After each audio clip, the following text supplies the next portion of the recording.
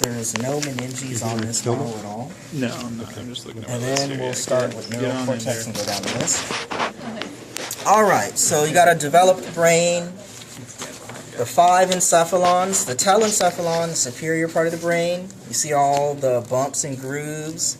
That's the telencephalon. It looks like a lumpy boxing glove. Telencephalon. And then you split it in half, and we want to go through the diencephalon.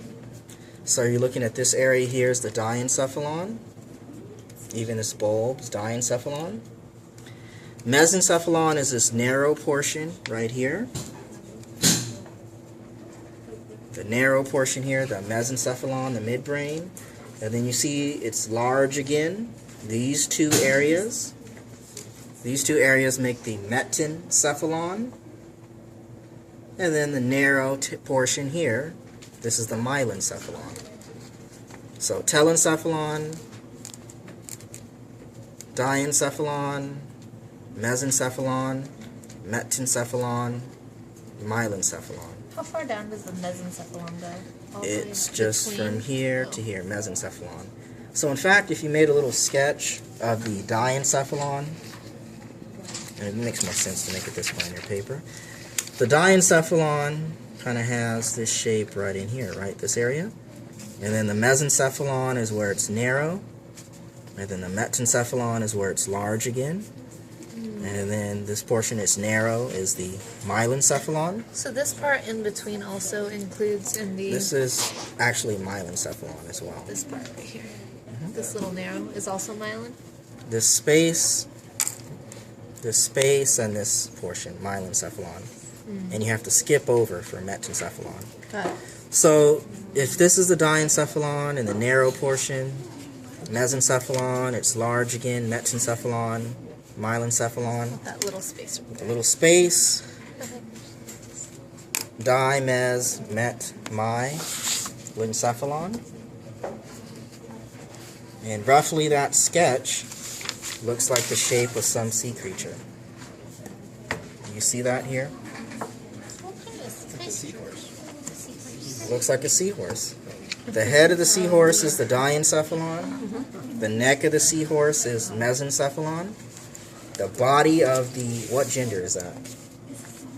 Male. Male seahorse. The body of the male seahorse is the metencephalon. And the tail is the myelencephalon. Okay, so now let's work through the list. We see the term neural cortex. Neural cortex is gray matter at the surface of the brain. And there's neural cortex here, the darker gray matter at the surface of the telencephalon, that's neural cortex. Gray matter on the surface of the telencephalon. Also, if you look at the cerebellum, the superficial gray matter, the darker color at the surface, that's the neural cortex.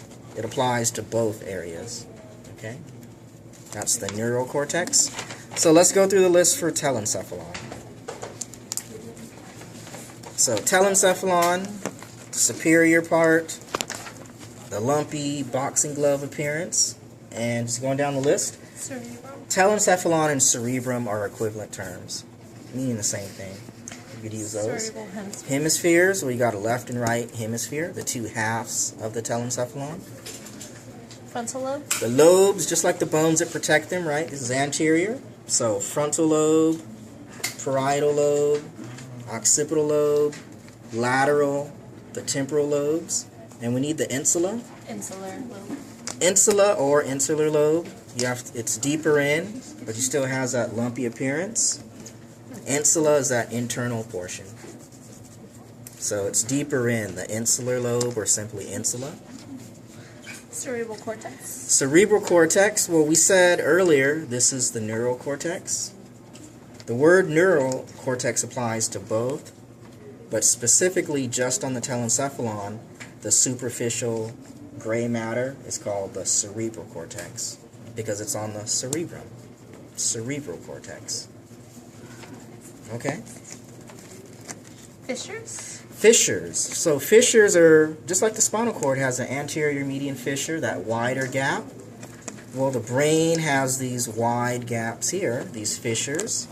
And the specific ones we're learning In the sagittal plane, this is the longitudinal fissure. And in the horizontal plane, the horizontal fissure, that's not the correct name, you say transverse fissure. So longitudinal fissure divides the two hemispheres. Inferior to the occipital lobe, the transverse fissure. Okay? Sulci? Sulci, just like the spinal cord, well, sulci are the narrow, tight grooves. Fissures are wider, sulci are tight and narrow. Central sulcus? So the central sulcus, on this model it's number 5. The central sulcus is what separates frontal lobe from parietal lobe. That's central sulcus. Lateral sulcus? Lateral sulcus has got to be on the lateral side. And you see it separates frontal lobe and temporal lobe. So it's this groove right here. The lateral sulcus separates frontal and temporal lobes. Lateral sulcus. Parietal occipital sulcus? Parietal lobe, occipital lobe. You actually have to split it in half. And you see the groove right here, separating parietal from occipital lobes. The parietal occipital sulcus.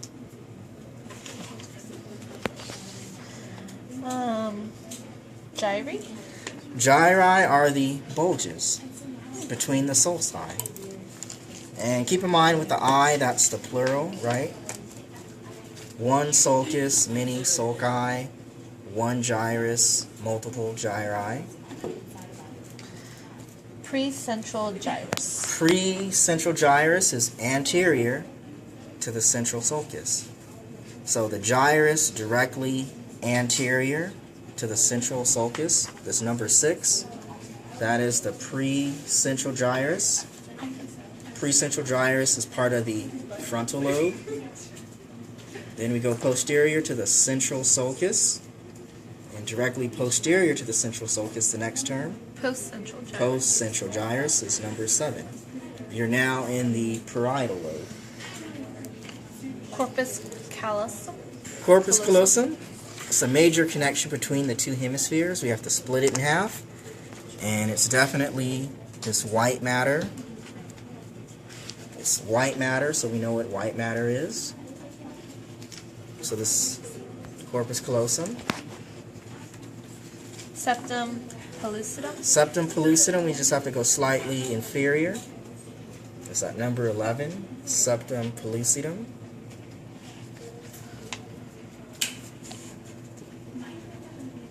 Okay. Fornix. The fornix, inferior to that. So this little line here on the model is the fornix. Inferior to the septum pellucidum. This is the fornix. So corpus callosum, septum pellucidum, and the fornix. Okay. Lateral ventricles. The lateral ventricle, so that's a space inside of the telencephalon, and when you open this model up, you could imagine how there would be this empty space inside. But we have that better gray and pink model that shows a mold of that lateral ventricle. We'll come back to that. So there's 4 lateral, or 2? Right and left lateral ventricles, 2 of them. 1 on each hemisphere. And then the Crista galli. Crista galli's on the ethmoid bone, so we need to bring out a bone structure, a skull, that little spike sticking up. Olfactory bulbs. The bulb, Tip of just the tip of the tract. The tip of the tract. So this is the tract, incorrectly called a nerve, right? And then the tip of it is the bulb. The enlarged in the bulb, the tract. Optic nerves. Optic nerve, well that's number 2, right? And keep in mind all the nerves and olfactory tract, we'll just use that picture from the book. So that's telencephalon. A lot going on, but the most developed part of your brain. Gives us your conscious, controls your personality, controls your somatic motor control, your visceral motor control, all starts in there.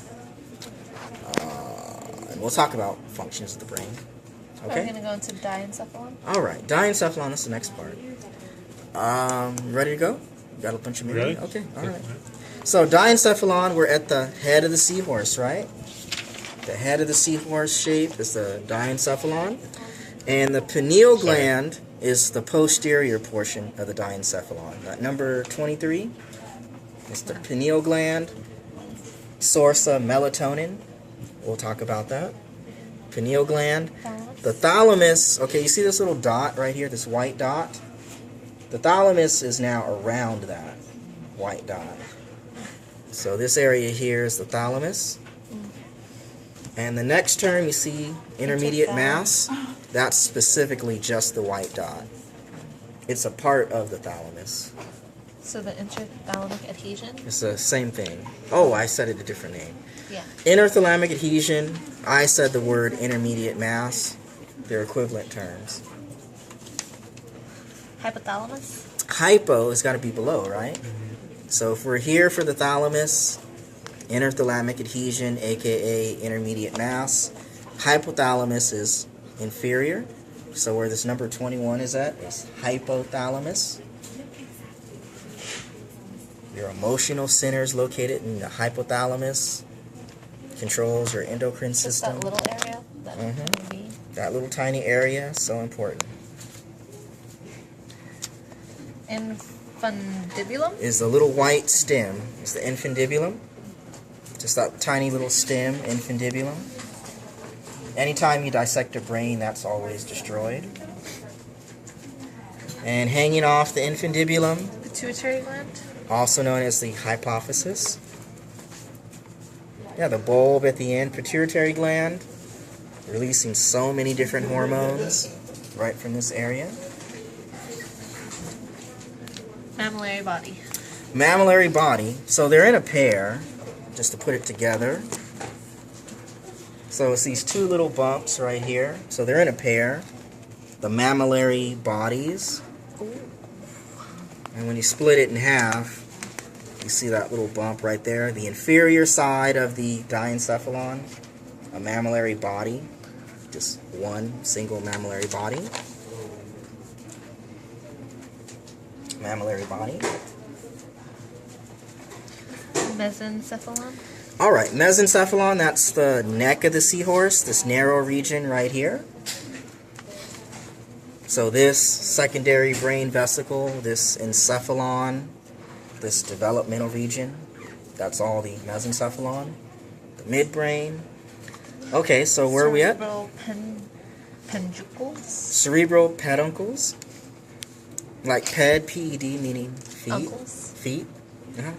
The cerebral peduncles, this 32, this area here. Cerebral peduncles. Oh. Cerebral peduncles. And the next one, you got to get that right. That's my favorite term in anatomy. Corporo Number 31. What is it? Corporo quadrigemina? Corpora quadrigemina. Corpora quadrigemina. Corpora quadrigemina. Corpora is plural for body, so it's bodies. Quad is and Gemini. So if you had two twins, that would be 4 people, right? 2 twins, 4 people, 4 bodies, corpora quadrigemina. So when you put the brain model together, and what's this thing called? What's it called? The brain. Corpora quadrigemina. Corpora quadrigemina. You see those 4 bumps right there? You want 2 on each side. Those 4 bumps, corpora quadrigemina. Just rolls off the tongue. Corpora quadrigemina. The 4 bumps. So right in between your two, in between your stick. This. In between my stick. 2 on each side. 2 on each side. So the brain has to be together like that to see it. To name it. Well, I mean, we split it in half. I mean, you now just have 2 of the portions. And then you notice here, there's the top bump and the bottom bump. So the superior colliculus and the inferior colliculus. Where's the quadrigemina again? Well, both of those together make the quadrigemina. These 2 bumps. Those 2. Oh, okay. So together it's the corpora quadrigemina. Just the top bump is superior. That makes sense, right? superior colliculus, inferior colliculus. Inferior colliculus, superior colliculus. Keep in mind this is just half of the quadrigemina, and you got the other half over here. And you got the 4 bodies, quadruplet bodies, corpora quadrigemina. And then the aqueduct of the midbrain. Okay, so there's 3 names you see there. They're all acceptable. Mesencephalic aqueduct, aqueduct of midbrain, cerebral aqueduct is just this narrow canal. It's an aqueduct, right? And what fluid would flow through there? Cerebrospinal fluid. Yeah, cerebrospinal fluid. Okay. Okay, that's it. So that is the mesencephalon, the midbrain. What is next? Well, metencephalon. Yes. The metencephalon has 2 areas. So the bulge here is the pons. It'd be like the male seahorse carrying the baby, that bulge of the pons. And then you have the cerebellum. Cerebellum meaning the little brain, and that's this part here. The cerebellum, part of the metencephalon. So what do we have? The vermis is the bulge in the middle. The bulge in the middle is the vermis. It means the worm. And it kind of looks like a little earthworm, a segmented worm. The bulge in the center. And it's on the top and the bottom. The vermis, just that medial portion of the cerebellum, is the vermis. Okay? Cerebellar hemispheres. Right and left halves, hemispheres. Cerebellar cortex. Okay, so at the beginning we said neural cortex. Neural cortex is both the gray matter here on the cerebrum and the gray matter on the cerebellum. That's neural cortex, both. Specifically, you call it the cerebellar cortex. Gray matter at the surface of the cerebellum. Arbor vitae. Arbor, what does arbor mean? Arbor day, tree. See the white lines branching like a tree? It's white matter deep inside the cerebellum. That's the arbor vitae, the tree of life. The deeper white matter of the cerebellum, arbor vitae. Folia. The folia, well, on the cerebrum, on the telencephalon, the bulges are called the gyri. On the cerebellum, the bulges are called the folia. And a real cerebellum, there's photos in your textbook. It looks like ground beef. Or I would say ground turkey. Before it's cooked. Raw ground turkey. Yeah. You saw the picture, yeah, definitely. It's different. And then myelencephalon. Okay, so cerebellum, definitely important for our equilibrium, our balance. So then the myelencephalon, let's put this together. The myelencephalon just has one structure and then another ventricle. So you have this space, you see where that lowercase e is located? That space is the 4th ventricle, filled with CSF. So in between the cerebellum, oh no, it's not. Yeah, between the cerebellum and the pons, that space right in there. Where do you That's see the the E? See the small e? Oh, I thought you meant the structure was an E. So that is the, I realized during the test, it just rolls. I tried to lean on it and it's like, caught myself. So that whole thing is the myelencephalon, that space. Yeah, this area is myelencephalon. So 4th ventricle is part of the myelencephalon. And then all of this inferior part of the brain, this is the medulla oblongata. And of course you guys know the function of that, right? Central command system. Breathing. Makes crocodiles angry. All right, that's an old reference from. Yeah. That canal versus that 4th ventricle. Oh, exactly. So the cerebral aqueduct, this is just the narrow part, and then it opens up to the 4th ventricle. Yeah. Waterboy, what was that, 98? Yeah. Basilar arteries. That we need the one with the arteries on it.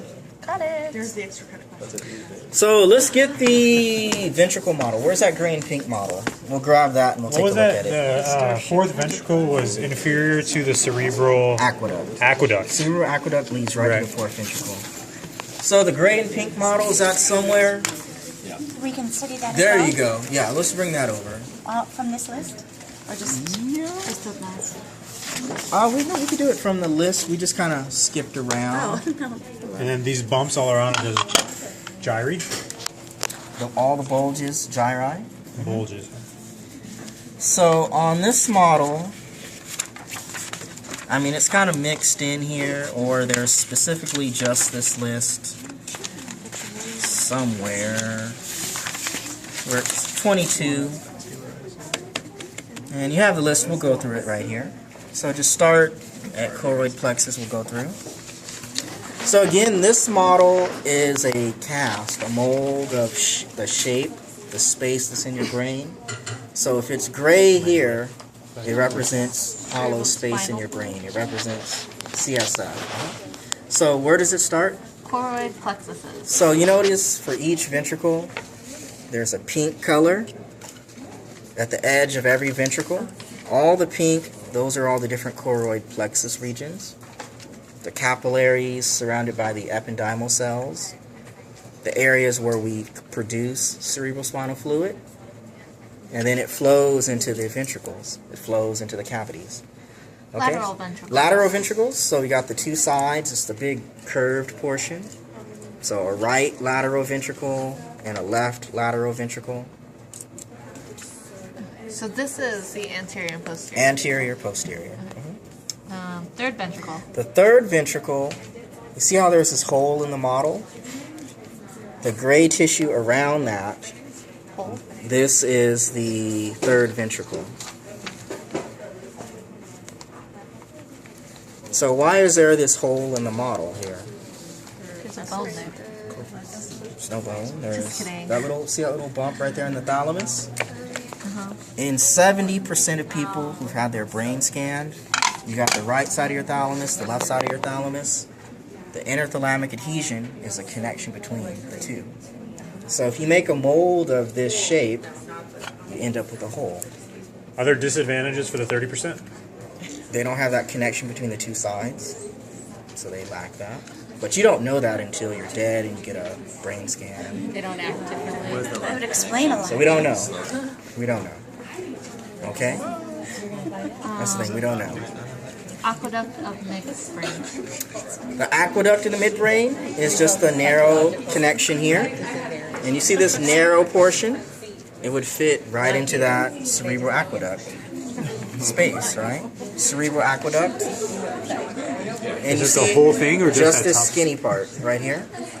And the aqueduct connects from the third ventricle down to the fourth ventricle. It's just that narrow aqueduct between third and fourth ventricles. So is that front part still the third then? So this is third, yeah. All of this is third ventricle. The narrow part is the cerebral aqueduct. And where it's big again, fourth ventricle, or where that letter E is at. So Fourth even ventricle. this is a third. Yeah, even this is third. So this model, you see this space would fit right into there. And that hole represents the interthalamic adhesion. The narrow part's the cerebral aqueduct. At the end of the aqueduct, the bigger space is the fourth ventricle. The fourth ventricle is just that little. Just from here to here, fourth ventricle. And all the pink spots on the edge of each ventricle, choroid plexus. All right. Is that it? That's it for now. This is now that little sliced model for this section. And since we're all here, the arachnoid granulations, that's going to have to come from a textbook picture. No model will show that. And if you guys have the 7th edition, it's page 413. Figure 16-4.